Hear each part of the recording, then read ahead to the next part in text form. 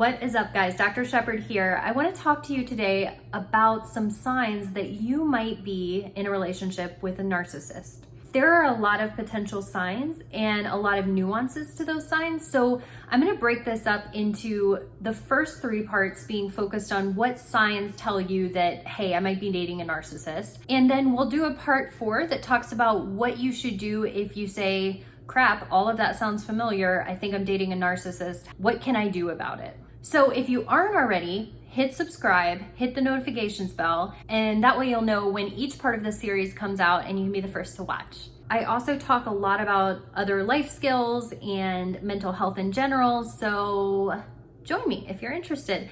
And I love answering your questions, so let me know in the comments what kind of stuff you want to talk about. All right, so without further ado, let's talk about 5 signs that you might be in a relationship with a narcissist.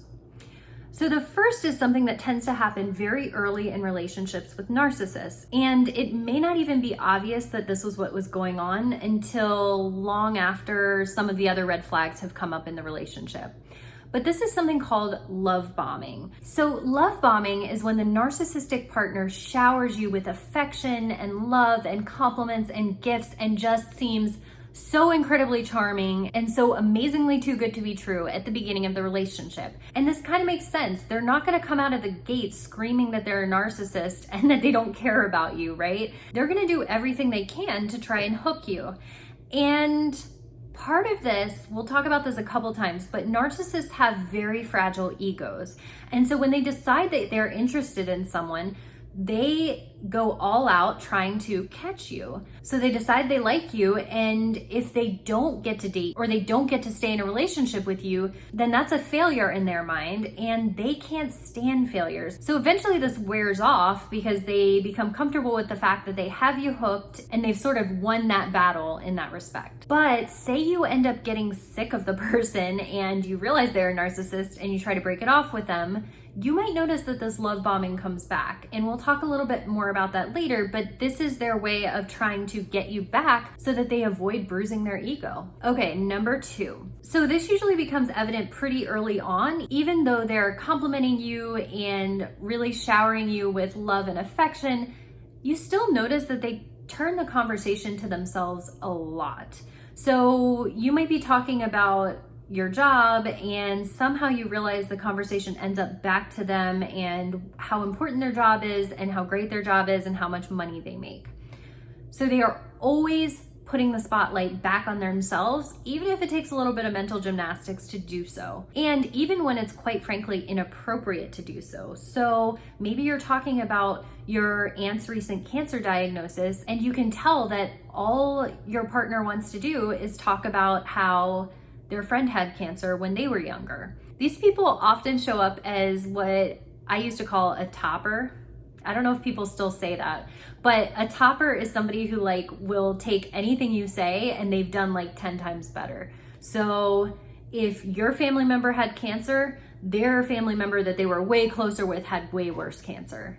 So it even works for things that you don't want to have a competition about that. That's not a good competition. You can take that one.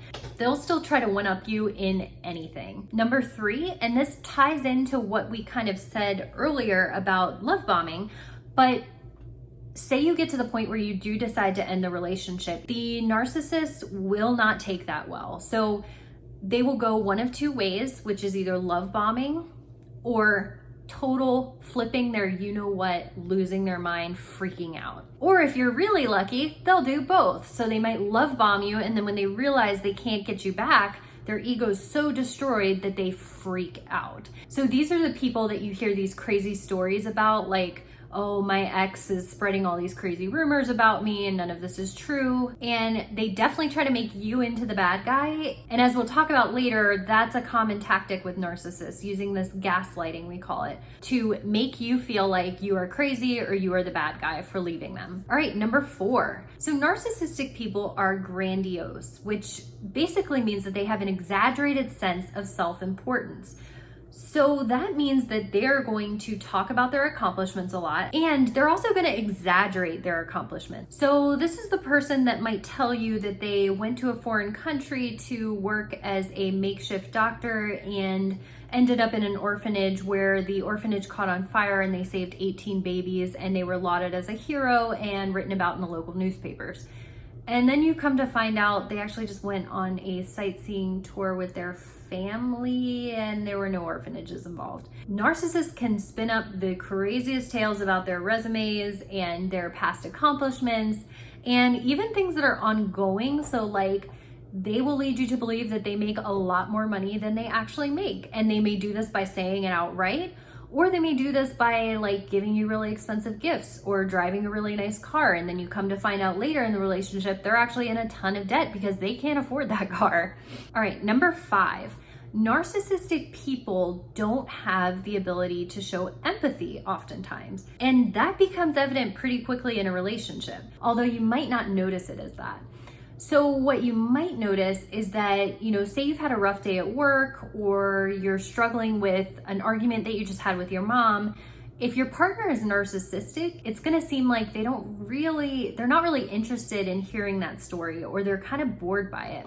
So you might start talking about why your day at work was so rough, but you notice that they're just off in la la land, they're not paying attention, they don't seem excited by it, they don't really engage in a back and forth that you would expect from a normal conversation, and they have trouble relating to some of the things that you're feeling. So they might tell you, well, it's not really a big deal, I don't know why you're talking so much about it, or they'll tell you to just get over it. Now contrast that to when they've had a bad day or when they're upset about something and they really expect the world to stop. And if it doesn't, they get pretty pissy about it. All right, so those are the first 5 signs that you might be in a relationship with a narcissist. So we will talk about more signs coming up in future videos, so make sure you're subscribed and let me know in the comments if this is something that you've had experience with, or if you wanna know more about any of these aspects of narcissistic relationships.